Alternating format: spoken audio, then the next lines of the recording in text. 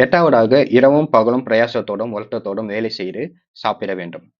இரவும் பகலும் பிரயாசத்தோடும் வருத்தத்தோடும் வேலை செய்து சாப்பிட வேண்டும். நமக்கு வேலைய பற்றி நிறைய கேள்விகள் இருக்கலாம். நம்ம நிறைய சமயத்துல எப்படி நினைப்போம், வேலை வந்து ஆவிக்குரிய காரியம் கிடையாது. அ அது வந்து உலக பிரமாண காரியம். ஏன்னா, நம்ம நிறைய நேரங்கள்ல கேட்டிருப்போம். என்னது, முதலாவது தேவனுடைய ராஜ்யத்தையும் அவருடைய நீதியும் தேடுங்கள். பிறகு இவைகள் எல்லாம் உங்களுக்கு கூட கொடுக்கப்படும். அப்படிலாம் யோசிக்கும்போது வேலை வந்து நம்ம முக்கியம் இல்ல அப்படின்னு நம்ம யோசிப்போம்.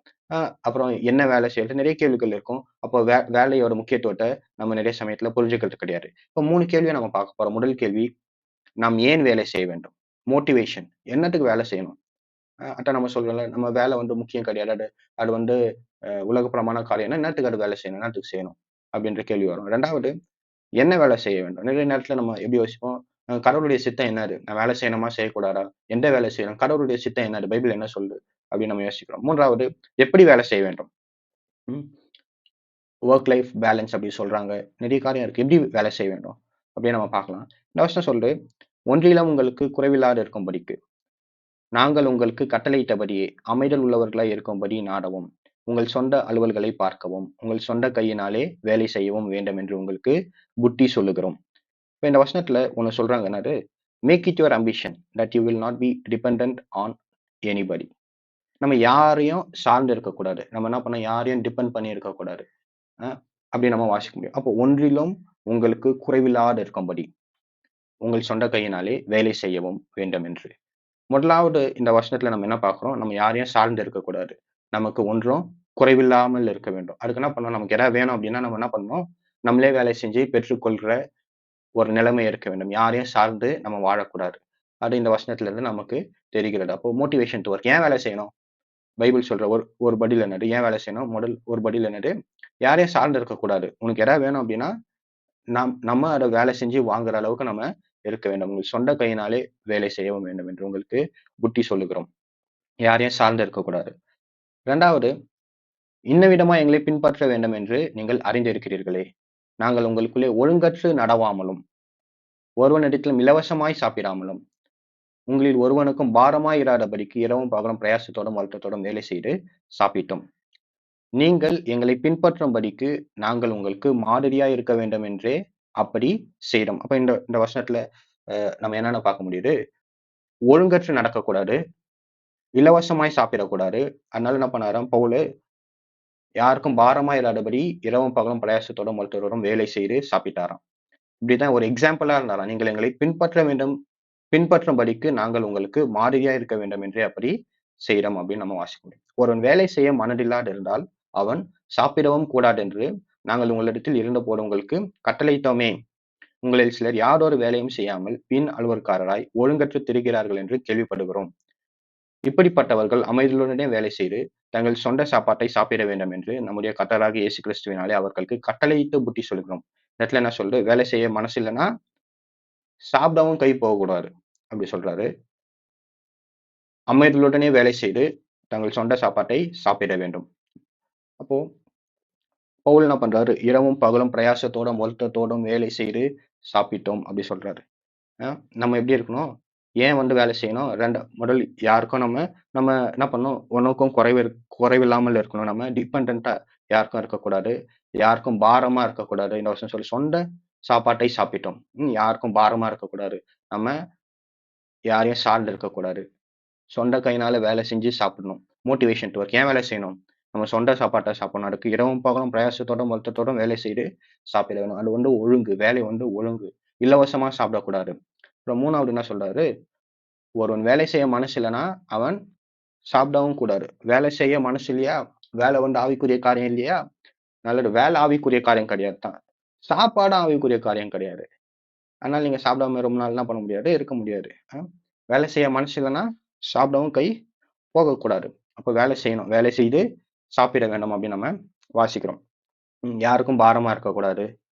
அப்படிலாம் நம்ம பார்க்கிறோம். இன்னொரு வசனம் சொல்லுது, குறைச்சல் உள்ளவனுக்கு கொடுக்கத்தக்கதாக தனக்கு உண்டாயிருக்கும்படி தன் கையினாலே நலமான வேலை செய்து பிரயாசப்பட கடவன். என்ன சொல்லு? திருடுகிறவன் இனி திருடாமல் ஒரு விசுவாசியோட வாழ்க்கை எப்படி இருக்கணும்னா, அது வந்து டிரான்ஸ்பார்ம்டு லைஃப் சொல்றாங்களே. முன்னாடி பாவத்துல இருந்து முன்னாடி இப்படி இருந்த கிறிஸ்துவன் எப்படி இருக்கணும்? குறைச்சல் உள்ளவனுக்கு கொடுக்கத்தக்கதாக உனக்கு உண்டாயிருக்கும்படி. அப்ப என்னால முடியல அப்படி சொல்ல முடியாது. அ இது வந்து நல்ல நெகட்டிவ்ல இருந்து பாசிட்டிவ் ஆகி பிறருக்கு தராங்க. ஒருத்தனோட லைஃப் வந்து என்ன பண்றான், பிறர்கிட்ட இருந்து சுரண்டுறான். அந்த லைஃப் மாறி என்ன பண்றான், இவன் லைஃப் வந்து நல்லா மாறி பிரயாசப்பட்டு பிறருக்கு தரான். இது மாரி லைஃப் தான் கிறிஸ்துவ லைஃப். 2வது மோட்டிவேஷன் என்னது? முதல் மோட்டிவேஷன் என்ன பண்ணாரு? யாரையும் சார்ந்து இருக்கக்கூடாது. 2வது சொந்த கையினால வேலை செஞ்சு சாப்பிடணும். நம்ம சொந்த சாப்பாட்ட சாப்பிடணும். அ ஒழுங்கற்று திரியக்கூடாது பார்த்தோம். இன்னொரு மோட்டிவேஷன் என்ன சொல்றாங்க? பிறருக்கு தர்றதுக்கு நம்ம வேலை செய்யணும். நமக்கு உண்டா இருக்கணும். பிறருக்கு தர்றதுக்கு நம்ம என்ன பண்ணணும்? வேலை செய்ய வேண்டும் என்று நம்ம பார்க்கிறோம். அப்புறம் இன்னொரு கேள்வி கேட்டோம். என்ன வேலை செய்யறது? கடவுள் சித்தம் என்னது? பைபிள் வந்து என்ன சொல்றாங்க அப்டின்னா, பைபிள் வந்து என்ன வேலை செய்யணும் அப்டின்னு சொல்லல. எப்படி வேலை செய்யணும்னு சொல்லுது. செய்யும்படி உன் கைக்கு நேருகிறது எதுவோ, அதை உன் பலத்தோடே செய்.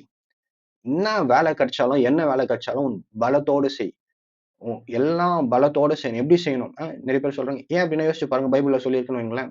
எல்லாரும் நீச்சல் வீரன் ஆவணும். எல்லாரும் இன்ஜினியர் ஆவணும். அப்டின்னா இப்போ நீச்சல் வீரன் அப்டின்னு சொன்னான்னா, இப்போ ஒருத்தன் பாலைவனத்துல இருந்தா அவனால எப்படி நீச்சல் கத்துக்க முடியாது? தண்ணியே இல்லையே! அப்ப பைபிள் வந்து ரொம்ப ரொம்ப பைபிள் பிலாசபி என்ன அப்டின்னா, என்ன வேலை வேணாலும் செய். லீகலி, மாரலி, எத்திக்கலி இருக்கணும். சட்டப்படி இருக்கணும். ஒழுங்கின்படி இருக்கணும். நன்மை ஒழுக்கம் உள்ளவைகள் எவைகளோ அது மாரிலாம் வாசிக்கிறோம்ல. லீகலி, மாரலி, எத்திக்கலி இருக்கணும். அந்த வேலை நம்ம செய்யணும். நான் அப்போ செய்யும்படி உன் கைக்கு நேருகிறது எதுவோ, நல்ல வேலைய, அ ஒழுங்கான வேலைய, சட்டத்தின்படி இருக்கிற வேலைய, மனசாட்சியின்படி இருக்கிற வேலைய நம்ம என்ன பண்ணணும்? செய்ய வேண்டும். முழு பலத்தோடு செய்ய வேண்டும். கடவுளுடைய சித்தம் இப்ப என்ன சொல்றாங்க அப்டின்னா, சில அ இந்த பெர்சனல் டெவலப்மென்ட் அது மாரிலாம் என்ன பண்றாங்க, ரிசர்ச் பண்றவங்க என்ன சொல்றாங்க, நேச்சர், நர்ச்சர் அப்டி சொல்றாங்க. என்ன வேலை செய்யணும் அப்டின்னா, என்ன சொல்றாங்க, நேச்சர், நர்ச்சர். கடவுள் வந்து உனக்கு சில டாலண்ட் தந்திருப்பார். சில நேச்சுரலா உனக்கு திறமை தந்திருப்பார். உதாரணத்துக்கு ஒருத்தன் ரொம்ப ஸ்ட்ராங்கா இருக்கான். அவனுக்கு நேச்சுரலாவே ரொம்ப ஹைட்டா இருக்கான். அப்புறம் அவன் என்ன பண்ணலாம், கொஞ்சம் ஏதாவது ஜிம்முக்குலாம் போயிட்டு கொஞ்சம் நர்ச்சர் பண்ணிக்கலாம். தன்ன தானே டெவலப் பண்ணிக்கிட்டு ஒரு போலீஸ் ஆகவோ, இல்ல வந்து ஆர்மிலயோ அது மாரி மாறலாம். அது மாரி என்ன பண்ணணும், கடவுள் உனக்கு நேச்சுரலா சில திறமை தந்திருப்பாரு. சில விஷயம் உனக்கு புடிச்சிருக்கும். அப்புறம் என்ன பண்ணணும், நீ அத நர்ச்சர் பண்ணணும். அதுக்கான அ பைபிள் சொல்ற மாரி எல்லாம் ஓடுறாங்க. இச்சடக்கமா இருக்கிறாங்க. என்ன பண்றாங்க, தன்னை ஒடுக்குறாங்க பாத்தியா, உன்ன ட்ரெய்னிங் பண்ணி உன்ன தகுதிப்படுத்தணும். அ அப்போ இன்னொரு காரியம் சொல்லலாம். அ கோபுரத்தை கட்டுவதற்கு முன்பாக முடிக்க திராணி இருக்கா? அப்ப முடிக்க முடியுமா? அது மாரி பார்க்கணும். அப்போ நெறைய ஆஸ்பெக்ட்ஸ் இருக்கு. அதெல்லாம் இன்னொரு நாள் பார்க்கலாம்.